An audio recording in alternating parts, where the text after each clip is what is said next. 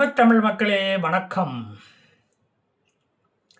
America Iran இடையே full scale வார் வருமா வராதா? வராது. அரையடி ஸ்கேல் அளவுக்கு கூட யுத்தம் வராது. இப்படியே ஒருத்தன் மிரட்டிக்கிட்டே இருப்பானே தவிர, மிரட்டிக்கிட்டே திரிவானே தவிர, மருந்துக்கு கூட, மாத்திரைக்கு கூட, சிறப்புக்கு கூட, இன்ஜெக்ஷனுக்கு கூட போற தொடங்கவே மாட்டான். அமெரிக்க மக்களை மாதிரியே அமெரிக்க இராணுவ வீரர்களும் ரொம்ப சோர்ந்து போயிட்டாங்க. அமெரிக்க மக்கள், அமெரிக்க பொருளாதாரமும் திமுகவை மாதிரி இப்படி வீழ்ச்சி அடைந்து தரிந்து கொண்டே போகிறதே என்று கவலைப்பட்டு கொண்டே இருக்கிறார்கள். அது அமெரிக்க மக்களை பெரும் கவலையில் ஆழ்த்தி உள்ளது. வீழ்ந்த பொருளாதாரம் மீண்டும் எழுச்சி பெறுமா? இல்லை சில்டனாஃபில் 100 mg மாத்திரையை சாப்பிட்டா தான் சரியாகுமா என்பது $1 மில்லியன் கேள்வி. ஹார்மோஸ் நீரிணையை அமெரிக்க இராணுவ உதவியுடன் திறந்தாலும் மெர்ச்சன்ட் கமர்ஷியல் கப்பல்கள் பெர்சியன் கடல் வழியாக உள்ளே போக பயப்படுகின்றன. என்னதான் வேப்பங்குளம் அடிச்சும் விபூதி அடித்தாலும் ஈரான் பேய் பயம் போக மாட்டேங்குதே. ஈரானுடைய தற்கொலைப்படை ட்ரோன்களை பார்த்து அவை பயப்படுகின்றன. ஆபரேஷன் ஃப்ரீடம் என்ற போரை தொடங்குவதாக அறிவித்திருந்த அமெரிக்க நேவி தனது முயற்சியை தள்ளி போட வேண்டியதா ஆயிடுச்சு. டொனால்டு ட்ரம்ப் திடீர்னு அதுக்கு ஒரு தடையை போட்டுட்டாரு. 2-3 நாட்களுக்கு தாக்குதல் நடத்த வேண்டாம் என்று முடிவு பண்ணிட்டாராம். அமெரிக்காவின் 18E super hornet Nimitz class ஏர்கிராஃப்டுகள் USS ஆப்ரஹாம் லிங்கன் கப்பலில் தயார் நிலையில்தான் இருக்கின்றன.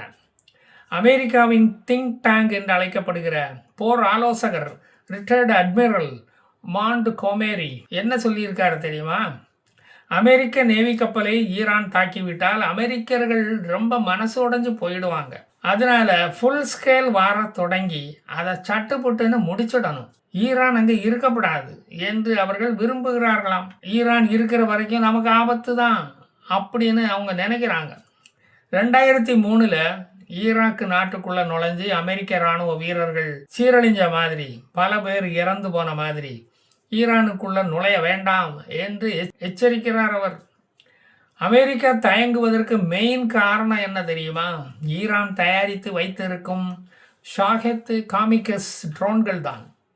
விலை மலிவான இந்த ட்ரோன்கள் தேனீக்கள் மாதிரி கூட்டமாக வந்து தாக்குனா அதிலிருந்து தப்பிக்கவே முடியாது. அவைகள் சிறிய சைஸில் இருப்பதால் ரேடார்களுக்கு கண்டுபிடிப்பதும் ரொம்ப கஷ்டமாக இருக்குது. அதை ஆயிரக்கணக்கில் ஈரான் இராணுவம் அனுப்பினால் தேனீ கூட்டத்துக்குள்ள சிக்கின குரங்கு மாதிரி ஆயிடுவோம். இவற்றின் விலை மலிவாக உள்ளதால் அதை வைத்து அமெரிக்காவின் மிக விலை உயர்ந்த ஏவுகணைகளை ஈரான் அழித்து விட்டால் கேவலம் அமெரிக்காவுக்கு தானே. பெரிய வல்லரசு என்று பெருமையுடன் மாறு தட்டி கொண்டு உலக போலீஸ்காரன் நான் தான் என்று இனிமேல் தெரிய முடியாது. பர்கா போட்டுக்கிட்டு தான் நடமாட வேண்டியது வரும். எனவே இந்த ட்ரோன் தயாரிக்கும் தொழிற்சாலைகள், கோடவுன்கள், லான்ச்சிங் ஸ்டேஷன்கள் இதை அத்தனையும் தாக்கி அழித்தால்தான் அமெரிக்காவுக்கு நிம்மதியாக F-35 F-16 விமானங்களை வெளியே பறக்க விட முடியும் என்று அவர் ஆலோசனையும் சொல்லி இருக்கிறார். ஈரான் இந்த குட்டி பிசாசுகளை நம்பித்தான் களத்திலேயே இறங்குது. அது அமெரிக்காவின் நேவியின் வார் ஸ்ட்ராட்டஜியே இப்போ மாற்றிவிட்டது. இதற்கிடையில் அமெரிக்காவும் இஸ்ரேலும் ஒரு ரகசிய திட்டம் ஒன்றை போட்டுள்ளார்கள். வலதுசாரி சார்புடைய அரசியல் தலைவனுமான மஹமூத் அகமது நெஜாட் வீட்டுக்காவலில் இருக்கும் அவனை விடுதலை செய்து ஈரானின் அடுத்த தலைவராக நியமிக்கலாம் என்பதுதான் அந்த திட்டம். அந்த திட்டம் முஜ்தபா கோமெனி எந்திரிச்சு நடமாட முடியாமல் இருக்கிற நிலையில் பேசாம அவரை அதிபராக நியமித்து விடலாம் என்று அறிவிக்க நினைக்கிறது இந்த இஸ்ரேலும் அமெரிக்காவும். அந்த அறிவிப்பு விரைவில் வந்தாலும் வரும் என்று எதிர்பார்க்கலாம். திரும்ப மாதிரியே நெல்லிக்காய முழுசா முழுங்கின மாதிரி ரசா பகலாவி நமக்கு அடிக்க இருந்த அதிர்ஷ்ட சான்ஸு போச்சு என்று புலம்பிக் கொண்டு இருக்கிறாராம். நம்மளை தலைவனாகவும் மதிக்க மாட்டேங்கிறான், மந்திரியாகவும் விட மாட்டேங்கிறான், பதவி சுகமும் அனுபவிக்க விட மாட்டேங்கிறானே இந்த ஈரானிய திராவிட பயல்க என்று கொதித்து போய் இருக்கிறாராம். ஆனால் அறிக்கை மட்டும் இன்னும் உடல்ல. அடைந்தால் முதல் மந்திரி பதவி, இல்லையேல் பிளாஸ்டிக் சேர் என்று அறிவித்து விடலாமா என்று பகலாவி வெறுப்பின் உச்சத்தில் இருக்கிறாராம். இதற்கிடையில் ஈரான் ஒரு ஏவுகணையை விட்டு டெஸ்ட் ஃபயர் பண்ணி பார்த்தது. அந்த நாட்டுக்குள்ளேயே தானே இது நடந்தது. அது என்னடான்னா கரெக்டாக குறி தவறி ஈரானின் குசஸ்தான் பகுதியில் மக்கள் வசிக்கும் பகுதியில் போய் விழுந்து வெடித்து சிதறியது. பல மாடி கட்டடங்கள் நொறுங்கி விழுந்து பலருக்கும் மாவு கட்டு, தொட்டில் கட்டு, ஊஞ்சல் கட்டு, தராசு கட்டு போடப்பட்டு மருத்துவமனையில் தொங்கு சட்டசபை மாதிரி எல்லாருமே தூங்கிக்கிட்டு இருக்காங்க. நல்லவேளை அந்த தாக்குதலில் உயிர் சேதம் ஏதும் ஏற்படவில்லை. இப்படி கரெக்டா குறி தவறி தாக்கும் ரகசியத்தை எவ்வளவு கேட்டோம் சொல்லித்தரவே மாட்டேன் என்று அடம் பிடிக்கிறார்கள். அமெரிக்க உளவுத்துறை ஈரான் தன்னுடைய பயங்கர ஆயுதங்களை இன்னும் மண்ணுக்கடியில் ஒளித்து வைத்திருப்பதை உறுதி செய்துள்ளது. இப்போது ஈரானை தாக்கினால் அமெரிக்காவின் மிலிட்டரி அசட்டுகளை ஈரான் தாக்குவதற்கு தயங்கவே தயங்காது. அதனுடைய பாலிஸ்டிக் மிசைல்களின் புதிய ரகங்களை அது இன்னும் மார்க்கெட்ல இறக்கவே இல்லை. கண்ணிலே காட்ட மாட்டேங்கிறானுங்க. முஜிடபா கோமெனிக்கு கால் உடைந்து கிடந்தாலும் வாய் நல்லா பேசு, வாய் நல்லா வேலை செய்யுது. குழிக்குள்ள இருந்து கொண்டே உத்தரவுகளை பிறப்பித்துக் கொண்டிருக்கிறார். அந்த உத்தரவுகள் பல சச்சரவுகளை இந்த போரில் ஏற்படுத்தும். பரவாயில்லையா உங்களுக்கு? சமீபத்தில் அபுதாபியில் ஈரான் 3 ட்ரோன்களை விட்டு ஒரு எலக்ட்ரிக்கல் ஜெனரேட்டரை தாக்கியுள்ளது. அதில் 2 ட்ரோன்கள் சுட்டு வீழ்த்தப்பட்டன என்றாலும் 3வது ட்ரோன் ஜெனரேட்டருக்கு அருகாமையில் உள்ள சில பகுதிகளை தாக்கி அடித்து விட்டது. அந்த நியூக்ளியர் ஜெனரேட்டர் தென்கொரியா உதவியுடன் 2020 அபுதாபியில் பரக்கா பகுதியில் நிறுவப்பட்டது. அபுதாபியின் மெயின் எலக்ட்ரிசிட்டி ப்ரொடியூசராக இருந்து அது செயல்படுகிறது. $20 மில்லியன் பொருட்செலவில் அபுதாபியில் இது கட்டப்பட்டுள்ளது. அந்த நியூக்ளியர் பிளான்ட்டுக்கு பெருத்த சேதம் ஒன்றும் இல்லை என்றாலும் அது அபுதாபிக்கு ஈரானால் விடுக்கப்பட்ட ஒரு வார்னிங் நோட்டீஸ் தான். என்னை தாக்கினால் நான் அமைதி மார்க்கத்தினர் மாதிரி அமைதியா இருக்க மாட்டேன். நான் ஒரு தடவை சொன்னா 100 தடவை சொன்ன மாதிரி. நான் பாஷாடா, ஷாதிக் பாஷா இல்லை. இந்த எலக்ட்ரிக் ஜெனரேட்டர் பிளான்ட் முழுமையாக தாக்கப்பட்டு இருந்தால் அபுதாபியே இருளில் மூழ்கி இருக்கும். அபுதாபியின் ஜனத்தொகை 2 மடங்காக பெருகி இருக்கும். இதே மாதிரி சவுதி அரேபியாவுக்கும் ஒரு 6 ட்ரோன்களை அனுப்பி மச்சான் உசாரா இருந்துக்கோ, கூடிய சீக்கிரம் நான் வந்தாலும் வருவேன் என்று எச்சரித்துள்ளது. ஈரானின் முக்கிய இராணுவ தலைகள் எல்லாம் அவுட் ஆகிவிட்டார்கள். தீவிரவாத தலைவன் கோமெனியும் அவுட்டு.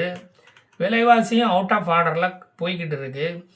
பணம் மதிப்பிழப்பு ஆகிவிட்டது. No oil sales, no water, no banking, no money என்று ஏகப்பட்ட நெருக்கடிகளுக்கு மத்தியில் தனியே நின்று சிலம்பு சுத்துறாயா.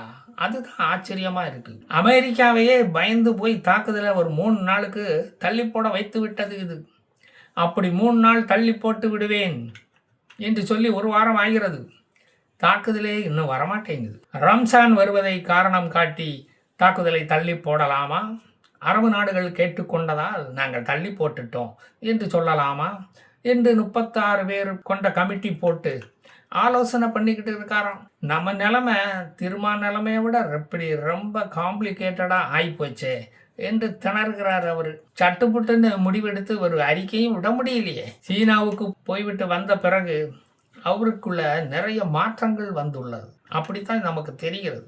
அவருக்கு கம்யூனிச சிந்தனைகள் வராமல் இருந்தால் சரி, இல்லைன்னா ராகுல் மாதிரி உளர ஆரம்பிச்சு விடுவாரு. ரகசியமாக வெளிநாட்டு பயணம் மேற்கொண்டு விடுவாரு. முக்கியமான கட்டத்தில் காணாம போயிடுவாரு. வெளிநாட்டு பயணம் மேற்கொண்டு எந்த புத்துல எந்த பாம்பு இருக்குன்னு பார்க்க போயிடுவாரியா. அது அவருடைய ஹாபி. திமுகவுக்கு ஒரு முடிவு கட்டின மாதிரி இவர்களுக்கும் ஒரு முடிவு கட்ட மாட்டாயா? பரம்பொருளே, பகவானே, அல்லாவே என்று நாம தான் வேண்டணும். ஈரானுடைய குயேஷம் தீவில் இருந்து நிறைய ஏவுகணைகள் கிளம்பியதை சேட்டலைட் கேமரா படம் பிடித்துள்ளது. அதெல்லாம் டெஸ்ட் ஃபயர் பண்ணி பார்த்துருப்பாங்களோ என்று ஒரு சந்தேகம். ஏன்னா அது எந்த இலக்கையும் போய் தாக்கவில்லை. ஈரானை நெருங்கும் படகுகள் அதில் தூள் தூளாகியுள்ளன. அதில் அவர்களுடைய மீன்பிடி படகுகளும் அடக்கம் பண்றதே இவனுடைய வேலை தானே. அது சொந்த நாட்டு மக்களா இருந்தாலும் சரி, எதிரி படையா இருந்தாலும் சரி. டமாஸ்கஸில் கார் பாம்கள் பல இடங்களில் திடீரென வெடித்துள்ளது. அதிலும் இராணுவ நிலைகளின் அருகாமையில் வெடித்துள்ளது. UAE நியூக்ளியர் பிளான்ட் அட்டாக்கு அது வேறு நடந்துள்ளது. இவையெல்லாம் ஒன்றை மட்டும் திட்டவட்டமாக சொல்லுகின்றன. ஈரான் இனி உயிருடன் செயல்படக்கூடாது, அது அளிக்கப்பட வேண்டிய சக்தி என்று அரபு தேசங்களும் இப்போது முடிவு பண்ணிவிட்டதாம். அதனால் இனி நடக்க போவது வித்தியாசமான ஒரு போராக இருக்கும் என்று தெரிகிறது. நாமும் பொறுத்திருந்து பார்ப்போம். நான் மீண்டும் வருவேன் மீதியை சொல்ல. ஜெய் ஹிந்த்.